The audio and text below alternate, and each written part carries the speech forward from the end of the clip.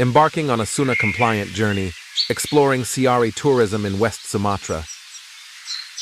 In a community deeply rooted in religious values, adherence to the teachings of Prophet Muhammad serves as the guiding principle.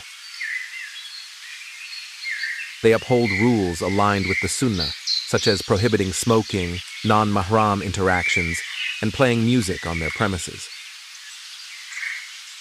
Wearing modest attire is obligatory for them, reflecting their belief in self-respect and decency in dressing. By providing facilities in accordance with religious teachings, such as women-only swimming pools, soccer fields, camping areas, simple accommodations, and others, they create an environment conducive to social and recreational activities while still adhering to religious principles.